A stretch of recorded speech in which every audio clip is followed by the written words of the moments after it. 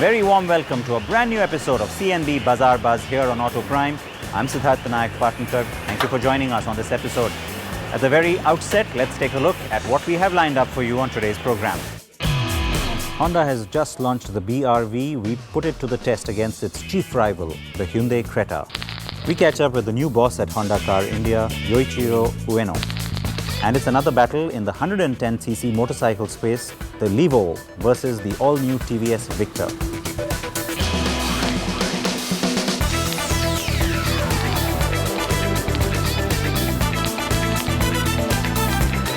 So the Honda BRV is here and we now know the prices as well. But it is time for us to take a look at how it really measures up to its big rival, the Hyundai Creta, which has run away with the market. Does the BRV really stand a chance? Here's our comparison and then you can judge for yourself.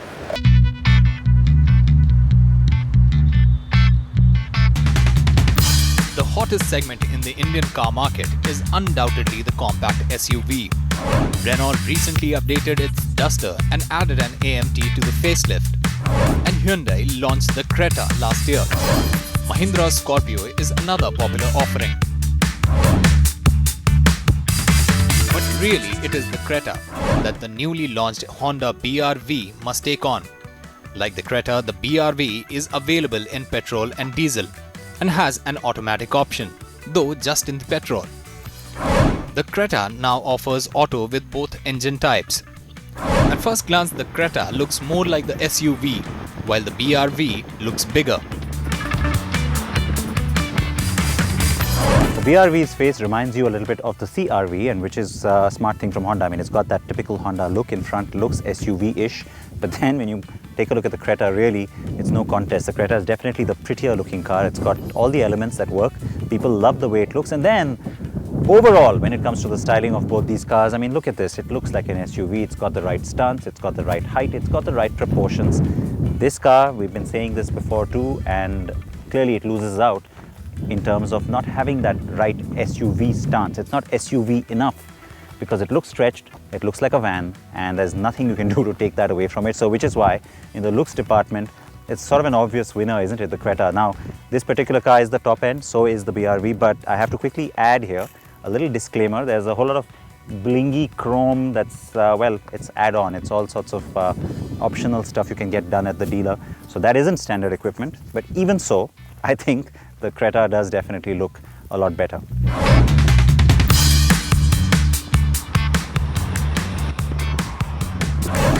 It is inside the cabin where things start looking up for the BRV too. Because it has a clear USP the others in the compact space don't have: space.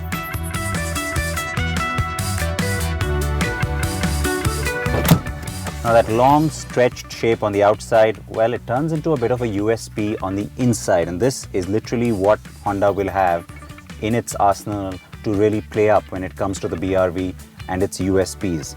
Lots of cabin space. The second row, very generous in terms of space, lots of legroom, and then the third row, which remember, not many cars in this space have. Fairly comfortable, I have to say. The legroom's not bad, maybe not for very tall people, but it does the job. And when you don't need it, well, you simply need to fold it away and it props up here behind this second row, and it gives you tons of cargo space, which is why Honda is making the 7-seat configuration standard on the BRV. There is no 5-seat version because, well, it can go from 5 to 7 seats whenever you want.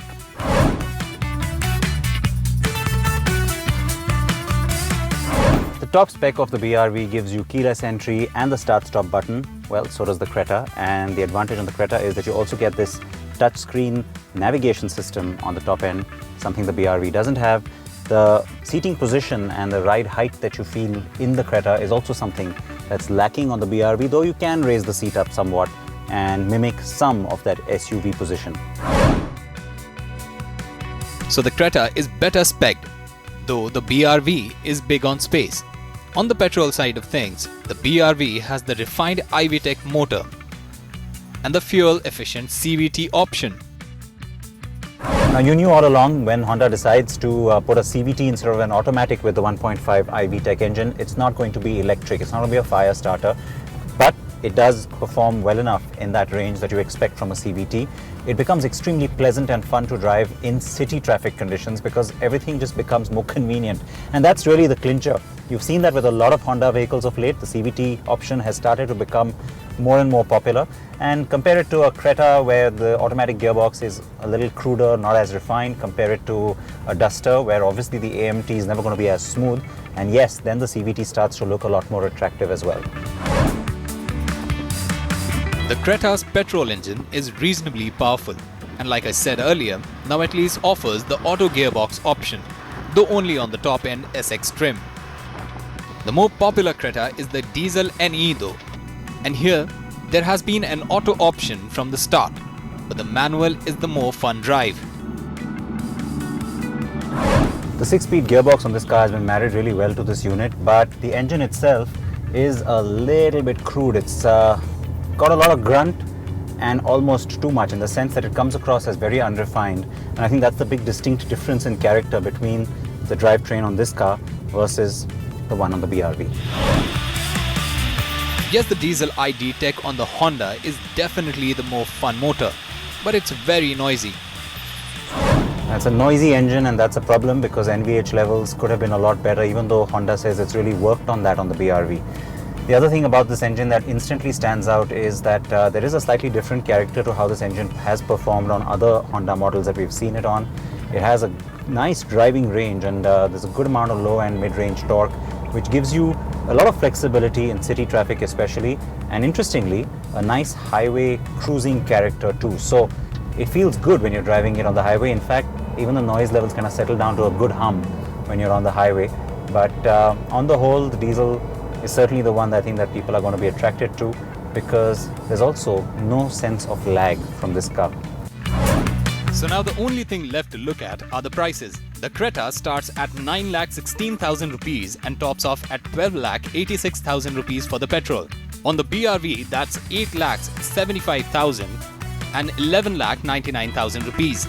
On the diesel side, the Creta goes from 9,99,000 to 14,50,000 rupees, and the BRV has its variants start at 9,90,000 rupees, and the priciest VX variant is for 12,90,000 rupees ex-showroom Delhi.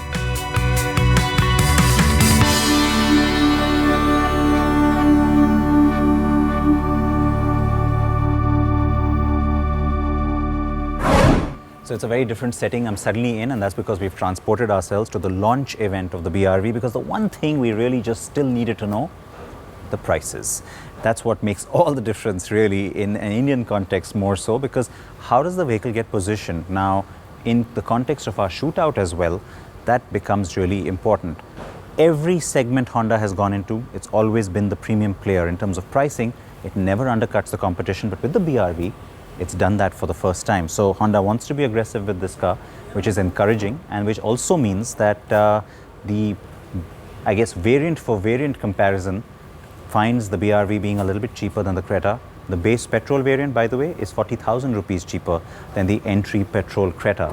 So that changes things a little bit and makes the race a little bit tighter. But having said that, given the immense popularity of the Creta, given the fact that it addresses a certain need, its styling and its feature list still keeps it just ahead. So it's a much tighter race now, as I said, but the Creta still wins this one. After a stellar couple of years for Honda car in India, the last few months, there's been a lot of pressure on the company in terms of its performance, and there's been lots of questions in terms of the future product portfolio. Well, the first answer to a lot of those questions is coming in now in the form of the new BRV. It's a vehicle that was shown at the Auto Expo and has now made its market debut, with prices as well being announced right here today.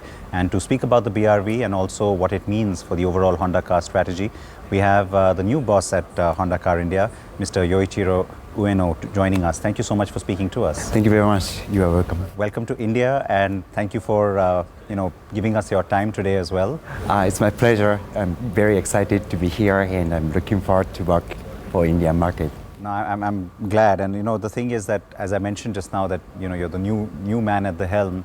It's literally just been about a month that you've been here, and we've already got a very significant model coming in. So first off, let me ask you about the BRV. The anticipation was there from the Auto Expo. We saw the car there, but now that it's finally here, how important a model is it for you?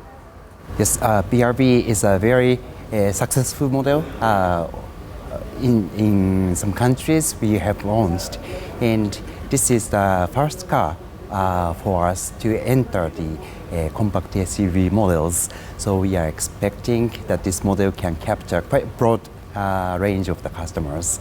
And also, this car has unique characters with SUV and high utilities. So I think these customers can capture not only from the same segment, but from the various segments. So we are expecting quite a lot to this new model. Which of course then leads me to ask you, in terms of volume, what sort of volume would you be looking for from specifically this car? This is the very first model for this segment, so it's a bit difficult for us to estimate the exact numbers. But so far we are receiving quite a good pre-bookings, and we hope that this car can be one big pillar for our sales volume. The segment itself, of course, has been growing rapidly the last few quarters. We've seen that not just from one particular player, but we've seen a lot of new models coming into this space. Take us back into the development cycle. At what point did Honda decide that it has to be a vehicle which is around this size and not the sub 4-meter SUV? Because we've seen those coming in as well. One important character is this car has 7 seaters.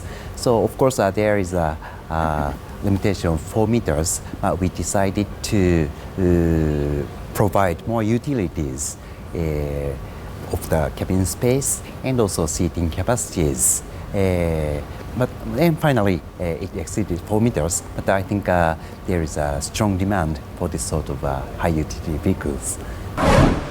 Now the Creta still holding on then in that big face-off with the Honda BRV.